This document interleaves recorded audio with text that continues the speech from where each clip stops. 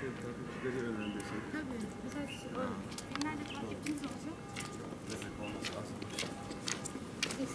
Bir şey söyleyeceksiniz. Sizin takipçileriniz.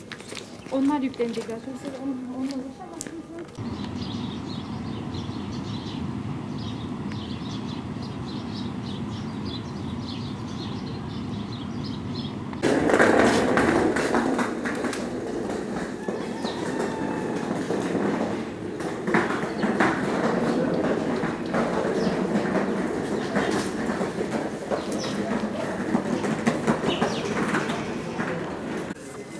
Adamlar 4 milyon lira.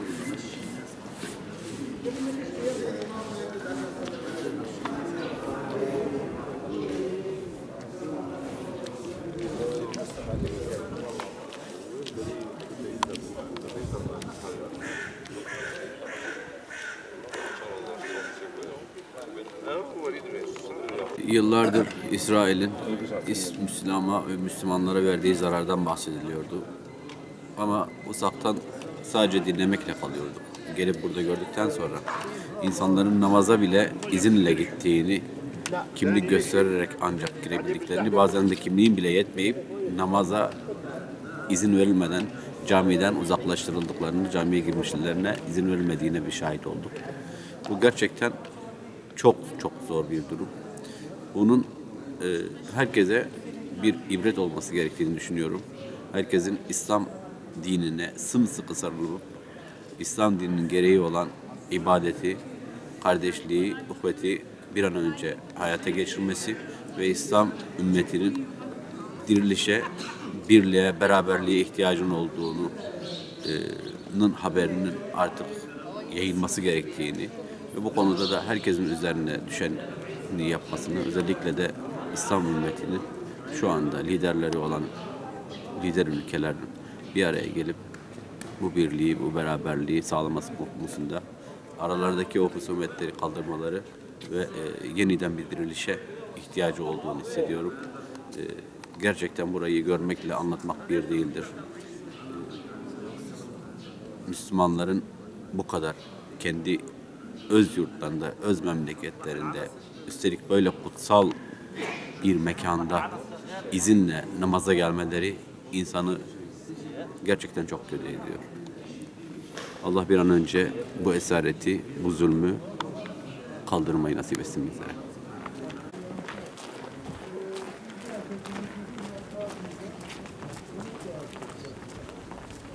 Yılmaz, soy ismim Kazanca. İstanbul'da oturuyorum. Alem şahicim. Mardinliyim aslen. Şimdi Kudüs gezilerimiz 3 gündür buradayız. 4 gün, 4. günümüz bugün. Edindiğim izlerinde evet gerçekten İslam aleminin parçalanmış tipik durumunu burada da aynen müşahede ettik. Müslümanlar burada ezilen pozisyonunda. Burada işte ama Yahudilerin tabii ciddi bir işgali ve şeyi de var.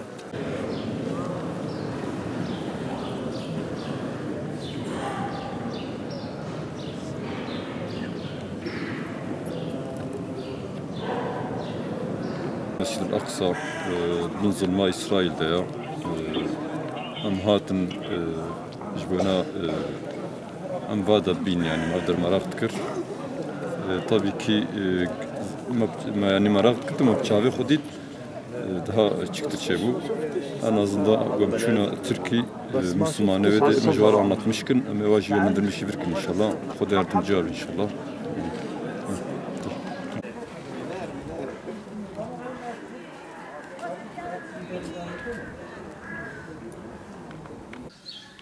Kudüs'teyiz. Mescid-i Aksa'nın içerisindeyiz. Bugün biraz hüzünlüyüm aslında ben. Son günümüz, birazdan ayrılacağız.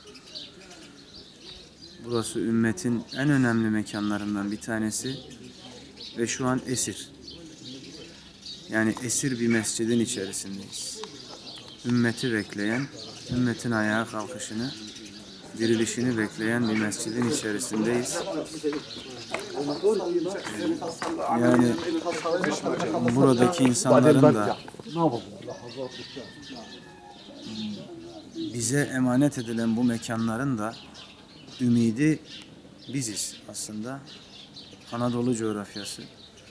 Çünkü tarih bize bunu göstermiş.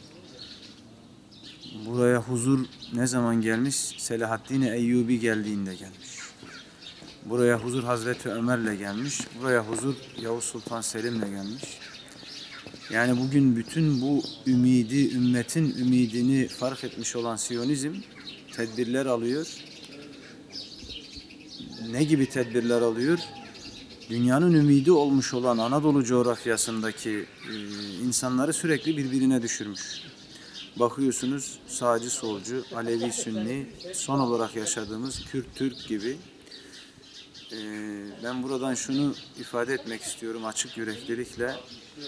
Şurası işgal altındayken ve bu mescidin kapısında Yahudiler bize müsaade edip içeriye sokuyorken Selahaddin Eyyubi'nin torunlarıyla Yavuz Sultan Selim Han'ın torunlarının birbirine düşme lüksü yoktur. Gün birlik olma vaktidir. Biz orada ne zaman birlik olursak bu mescid esirlikten kurtulacak.